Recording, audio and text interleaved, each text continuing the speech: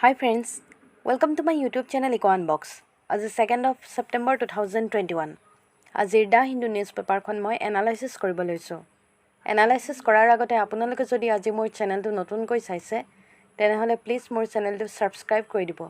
আৰু আপোনালোকক যদি আজিৰ নিউজ পেপাৰখনৰ PDFটো প্ৰয়োজন হয় তেনেহ'লে ডেছক্ৰিপশ্যনত মই মোৰ টেলিগ্ৰাম চেনেলৰ লিংকটো প্ৰভাইড কৰি দিম। তাতে মই সকলোখিনি PDF শ্বেয়াৰ কৰোঁ। আপোনালোকে মোৰ টেলিগ্ৰাম চেনেলটো জইন কৰি ল'ব। আহকচোন আজিৰ ভিডিঅ'টো ষ্টাৰ্ট কৰোঁ। চ' আজিৰ ফাৰ্ষ্ট আৰ্টিকলটো দেখিছোঁ আমি GST collections deep in August but finance ministry চেজ গ্ৰ'থ। চ' এতিয়া কি হৈছে, আগষ্ট মাহত GST কালেকশ্যনটো আগতকৈ কম হৈছে বুলি কৈছে। Goods and services tax revenues in August fell to 1.12 lakh crore. এতিয়া আগষ্ট মাহত 1.12 লাখ কাৰোৰ হ'ল। আগতে আছিলে প্ৰিভিয়াছ মান্থ জুলাই মান্থত আছিলে 1.16 লাখ কাৰোৰ। চ' এতিয়া এইটো ডাউন হৈছে বুলি কৈছে কালেকশ্যনটো। The finance ministry said the collections which pertain largely to economic activity in July indicated a fast economic recovery underway, but independent economist perceived it is as a signal of an uneven and weak rebound. So pandemic চলি আছিলে, তো তাৰ ফলত এই GST কালেকশ্যনটো বহুত down হৈ গ'ল আগতকৈ বুলি কৈছে। বাট এইটো গ্ৰ'থ হ'ব লাহেকৈ, এইটো কৈছে ৰিকভাৰী হ'ব, যিহেতু এতিয়া চিটুৱেশ্যনটো আগতকৈ বহুত ভাললৈ আহিল। চ' নেক্সট ইয়াৰ পিছৰ ইম্পৰ্টেণ্ট আৰ্টিকেলটো লৈ গৈছোঁ। ইয়াত এটা আমি পিকচাৰ দেখিছোঁ। এই পিকচাৰখন হৈ গ'ল এখন ৱাইল্ড লাইফ চেঞ্চুৰী পিকচাৰ অসমৰ। এইখন হৈ গ'ল পবিতৰা ৱাইল্ড লাইফ চেঞ্চুৰী। চ' ইয়াত কি হৈছে, ফ্লাড হৈছে বুলি কৈছে। চ' ইয়াত এইটো ফ্লাডৰ এটা পিকচাৰ দেখাইছে। চ' এইটো আমাৰ যিবিলাক ৱাইল্ড লাইফ চেঞ্চুৰী থাকে সেইবিলাক আমাৰ এক্সাম পইণ্ট অফ ভিউ কাৰণে বহুত ইম্পৰ্টেণ্ট হয়। চ' এইটো বিষয়ে মই এতিয়া ক'ম। পবিতৰা ৱাইল্ড লাইফ চেঞ্চুৰী কি হয়, it has the highest density of one-horned rhinos in the world and second highest concentration is Assam after Kaziranga National Park.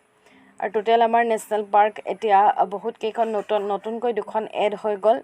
চ' এতিয়া টোটেল 7খন হৈ গ'ল নেশ্যনেল পাৰ্ক। সেইকেইখন হৈ গ'ল Dibru Saikhowa national park, Kaziranga national park, Manas national park, Nameri national park, Rajiv Gandhi Orang national park, Dihing Patkai national park, then Raimona national park.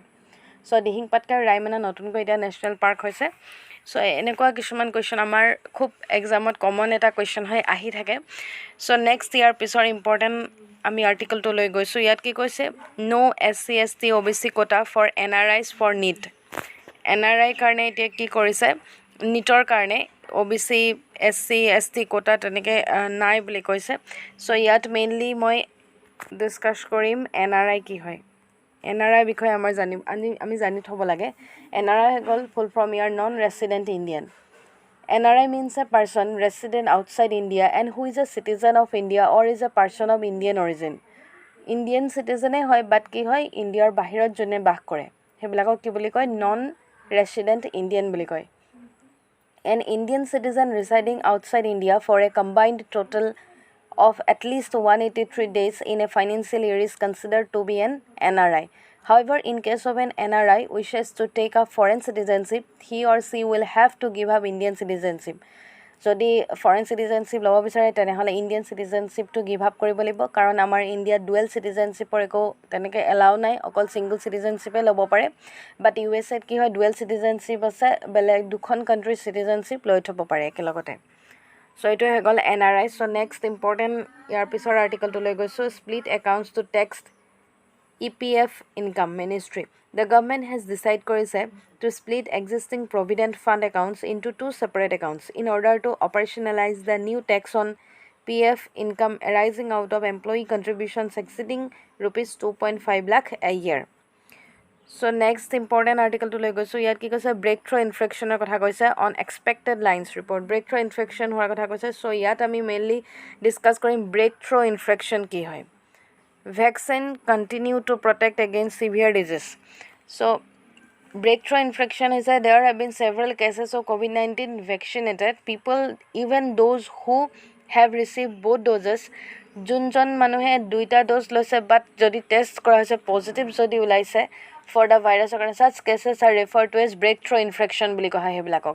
ইৰাডিকেটিং that the virus has been able to break through the defences created by the vaccine vaccine লোৱাৰ পিছতো কি হৈছে সেই ভাইৰাছটোৱে কি কৰি দিছে brake কৰি দিছে সেইকাৰণে তাক কি বুলি কয় ব্ৰেক থ্ৰ' ইনফেকশ্যন মানে একো কাম দিয়া নাই ভেকচিনটোৱে তাকে ব্ৰেক থ্ৰ' ইনফেকশ্যন বুলি কোৱা হৈছে চ' এতিয়া কি হৈছে ডেল্টা ভাইৰাছ দেখিবলৈ পোৱা গৈছে বহুত বেছি বৃদ্ধি হৈছে ডেল্টা চ' নেক্সট ইয়াৰ পিছৰ ইম্পৰ্টেণ্ট আৰ্টিকেলটো লৈ গৈছোঁ আমি নেক্সট আৰ্টিকেলটোত দেখিছোঁ Ladakh adopts state animal and bird লাডাখে এতিয়া এডপ্ট কৰিছে ষ্টেট এনিমেল আৰু ষ্টেট বাৰ্ড আৰু এইকেইটা ইয়াত পিকচাৰ এটা দেখাই দিছে স্নো লিঅ'পাৰ্ড এইটো হৈ গ'ল ষ্টেট এনিমেল আৰু বাৰ্ড হৈ গ'ল ব্লেক নেকড ক্ৰেন এই দুটাই হৈ গ'ল state animal and state bird so' snow leopard কি হয় snow leopards act as an indicator of the health of the mountain ecosystem in which they live due to their position as the top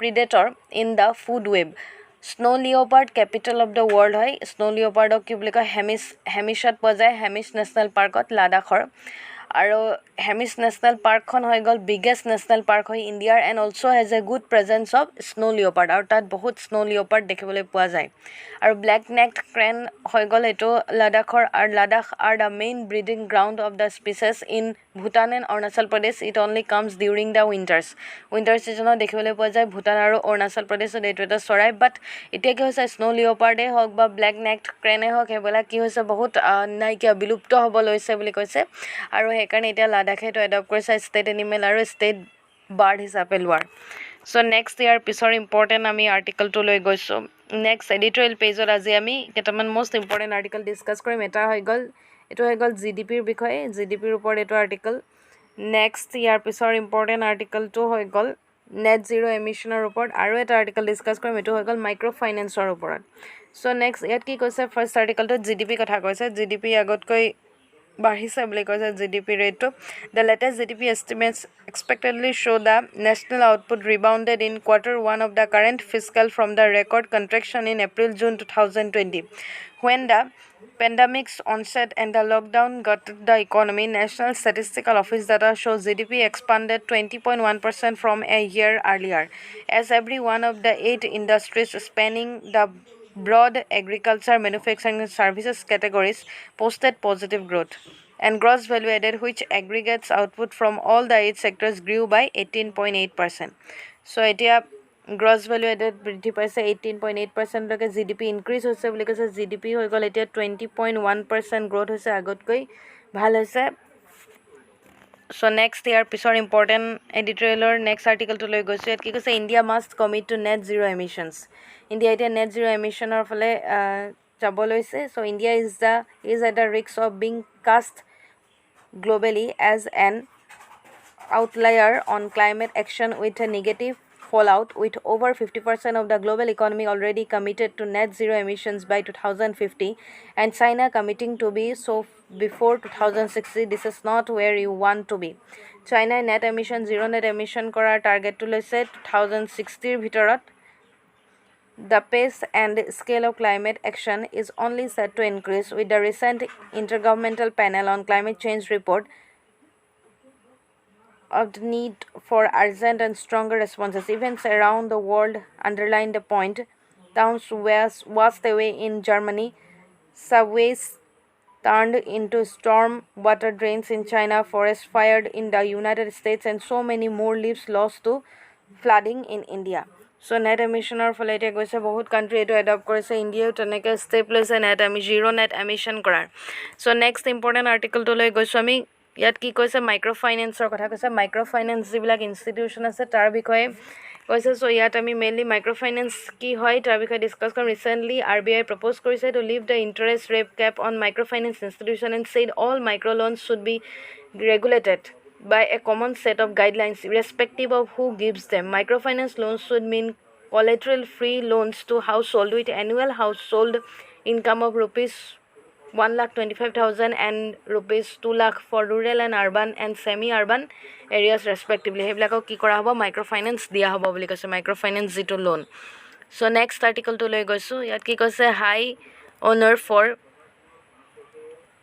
novel aviation এতিয়া কি হ'ব এটা award দিয়া হ'ব বুলি কৈছে ৰামনাথ কোবিন্দ এৱাৰ্ড প্ৰেচিডেণ্টছ কালাৰটো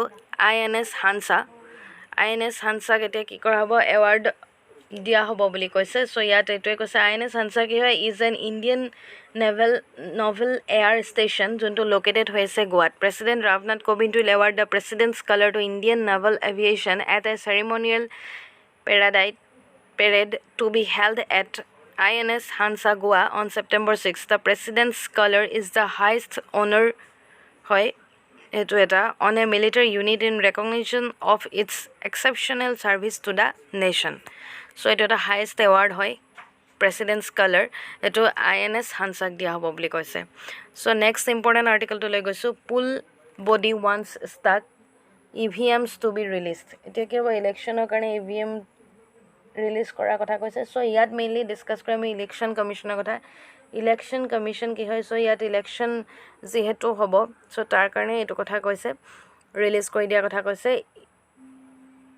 voting machine bilak to UP tete election hobo Uttar Pradeshot so election commission ki hoy it is an autonomous constitutional authority who is responsible for administering union and state election processes in India the body administers elections to the Lok Sabha Rajya Sabha state legislative assemblies in India election commission established hoisile 1950 25th January established hoisile aru consist hoi thake yat one chief election commissioner and 2 election commissioner aru ei chief election commissioner 2 election commissioner president appoint kore so next year pisor important ami article to loi goisu next article to deksu Assam wetland at risk till dumping stops so Assamor ite wetland bilakot ki hoise dumping korar karone bahut eta riskot ase boli koise so yat mainly ami discuss korim already মই discuss কৰিছো দীপৰ বিলৰ কথা discuss কৰিম আৰু এটা হৈ গল important আমাৰ ইকো সেনসিটিভ জোন কি হয় দীপৰ বিল লোকেটেড হৈছে about 10 km southwest of Guwahati and it is considered one of the largest and important wetlands in the Brahmaputra Valley of Lower Assam আৰু ইকো সেনসিটিভ জোন মানে কি হয় are areas within 10 km around protected areas national parks wildlife sanctuaries the basic aim to to regulate certain activities around national parks and wildlife sanctuaries so as to minimize the negative impacts and eco-sensitive zone are notified by Ministry of Environment and Forest Climate Change under Environment Protection Act 1986 ki kore yak eco-sensitive zone boli declare kore so yat eto eta picture dekhaise Deepor Bill wetlander so next article to loi goisu ami declare cow the national animal says Allahabad High Court eta ki koise cow declare koribo lage boli koise national animal hisabe the Allahabad High Court on Wednesday said that the cow should be declared the national animal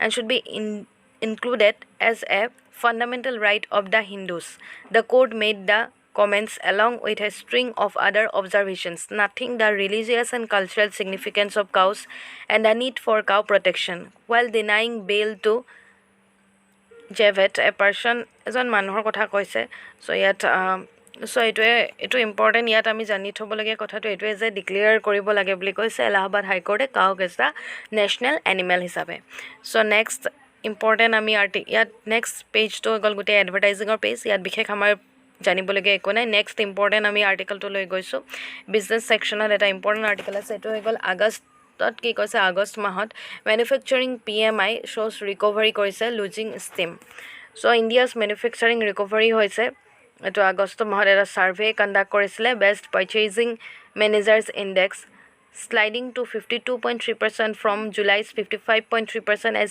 demand showed signs of weakness due to the pandemic and input price pressures persisted growth in new orders softened pursuing the expansion below the long term average so এটি আগতকৈ ভাল হৈছে বুলি কৈছে এটা survey conduct কৰাৰ পৰা এটো দেখা গৈছে ম্যানুফ্যাকচাৰিং সেক্টৰটো ৰিকভাৰি হৈছে আগতকৈ so এখিনি আসলে আজিৰ যেখিনি ইম্পৰ্টেন্ট আৰ্টিকেল হেখিনি মই ডিসকাস কৰিলো আপোনালোকে ভিডিওবোৰ চাই থাকিব মোৰ আৰু ভাল লাগিলে প্লিজ লাইক আৰু কমেন্ট কৰি দিব আৰু ফ্ৰেণ্ডছৰ মাজত যিমান পাৰে হিমান শেয়াৰ কৰিব মোৰ ভিডিওবোৰ আৰু চেনেলটো সাবস্ক্ৰাইব কৰি দিব so thank you for watching my video